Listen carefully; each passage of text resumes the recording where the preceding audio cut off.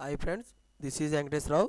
Cochin ship యార్డ్లో vacancies నోటిఫికేషన్లు పడ్డాయి. మనకి సెరెంగుకి తర్వాత వచ్చేసి engine driver, lascar, floating craft, ఈ 3 పోస్టులకి మనకి కొచ్చిన్ షిప్ యార్డ్లో ఇంటర్వ్యూలు ఈ జాబ్స్ అనేవి పడ్డాయి. ఈ జాబ్ని ఆన్లైన్లో అప్లికేషన్ పెట్టుకోవాలి. ఫస్ట్ వచ్చేసి సెరెంగ్కి కన్నడ బేసిక్లోనే 7th పాస్ అయి ఉండాలి. మనకి దీనికి కావాల్సిన సర్టిఫికేట్ అనేది ఉండాలన్నమాట. తర్వాత ఎక్స్పీరియన్స్ వచ్చేసి motor board experience 1 year experience ఉండాలి. ఇంజన్ డ్రైవర్కి వచ్చేసి ఇది కూడా కన్నడ బేసిక్కే ఉంటుంది. 7th స్టాండర్డ్ పాస్ అయి ఉండాలి. దీనికి కూడా సర్టిఫికేట్ ఉండాలన్నమాట ఇంజన్ డ్రైవర్కి. తర్వాత ఇది కూడా మోటార్ బోర్డ్లో 1 year ఎక్స్పీరియన్స్ అనేది ఉండాలి. లాస్కర్ ఫ్లోటింగ్ క్రాఫ్ట్ వచ్చేసి 7th పాస్ అయి ఉండాలి. ఇది కూడా ఆథరైజ్ సర్టిఫికేట్ ఉండాలన్నమాట. మినిమం 1 year మోటార్ బోట్లో 1 year ఎక్స్పీరియన్స్ అనేది ఉండాలి. అప్లికేషన్ ఫీజు వచ్చేసి జనవరి 29 నుంచి లాస్ట్ డేట్ వచ్చేసి ఫిబ్రవరి 13th, ఫిబ్రవరి 13వ తారీఖు వరకు ఉంది. దీనికి మనకి వేకెన్సీ ఎలాగున్నాయంటే సేరంగకి వచ్చి కన్నడ బేసిక్ ప్రకారం రిజర్వేషన్లకు సంబంధించి 6 ఉన్నాయి. ఓబీసీ వాళ్ళకి 1, ఎస్సీ వాళ్ళకి 2, మొత్తం టోటల్గా 9 ఉన్నాయి. ఇంజన్ డ్రైవరు అందరికి కలిపే ఉంది 1, టోటల్గా 1 ఉందన్నమాట. లాస్కర్ ఫ్లోటింగ్ క్రాఫ్ట్ వచ్చేసి 1 ఉంది. ఇది మొత్తంగా టోటల్గా 11 ఉన్నాయి మనకి ఈ జాబ్లకు సంబంధించి ఉన్నాయి అన్నమాట. తర్వాత వచ్చేసి కన్నడ బేసిక్ వచ్చేసి 3 years వాళ్ళు కన్నడ బేసిక్ పీరియడ్ అనేది రాసుకుంటారన్నమాట పోస్టింగ్ జాయిన్ అయిన కానించి.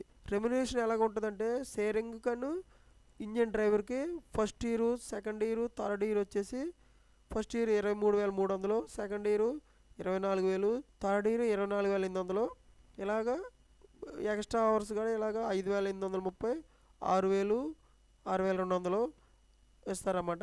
లాస్కర్ ఫ్లోటింగ్కి 1 year, ఫస్ట్ ఇయర్ వచ్చేసి 22,100, సెకండ్ ఇయర్ వచ్చేసి 22,800, థర్డ్ ఇయర్ వచ్చేసి 23,400 ఎక్స్ట్రా ఇస్తుంటారు. మనకి ఏజ్ వచ్చేసి ఫిబ్రవరి 13వ తారీఖు లోపల మనకి 30 years లోపు ఉండాలి. అంటే మనం 1995 ఫిబ్రవరి 14th తర్వాత మనం జన్మించనేది ఉండాలన్నమాట.